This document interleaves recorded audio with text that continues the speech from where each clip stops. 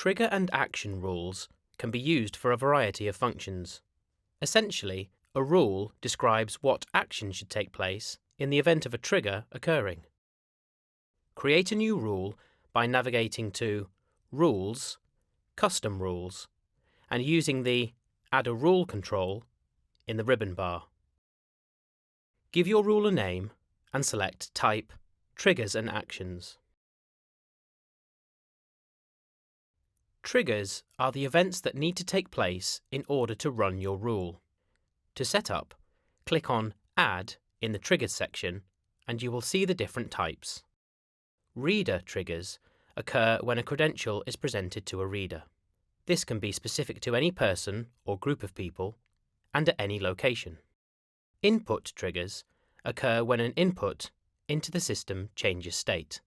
For example, if you have a button you want to press to open multiple doors. Alarm triggers occur when any form of alarm is activated, whether this be an intruder alarm, a door left open, or any other kind. Time triggers occur at the start or end of time slots within a time profile. For example, at 9 AM on Monday to Friday. More information about these can be found in the Time Profiles video. Software triggers occur when soft buttons are pressed. More information about these can be found in the Soft Buttons video. Any number of triggers can be added, and any one of them will instigate the rule. For this example, we will set up a rule that triggers when the intruder alarm is armed.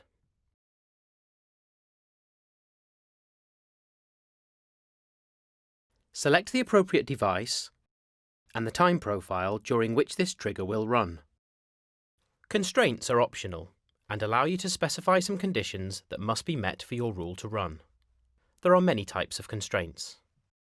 Access point constraints relate to the open-closed state of any doors, gates, or barriers. Input constraints relate to the condition of a system input, such as a button or switch. Output constraints relate to the condition of any system outputs. Alarm constraints relate to the status of an alarm. For example, you may only want your rule to run when the intruder alarm is not set. Any number of constraints can be added. All of them must be true when the trigger occurs in order for the actions to be carried out. For this example, we will not set any constraints. Actions happen when a trigger occurs and the constraints are met. Again, there are many types of actions. Alarm actions either arm or disarm any intruder alarms. Software actions allow you to dynamically generate a new roll call report, in the event of a fire alarm, for example. Door actions change the state of any doors, gates, or barriers. Output actions allow you to turn various system devices on or off, for example, lighting or air conditioning units. Any number of actions can be added. All of these actions will occur upon a valid trigger event whilst the constraints are met. For this example, we will turn off all air conditioning units.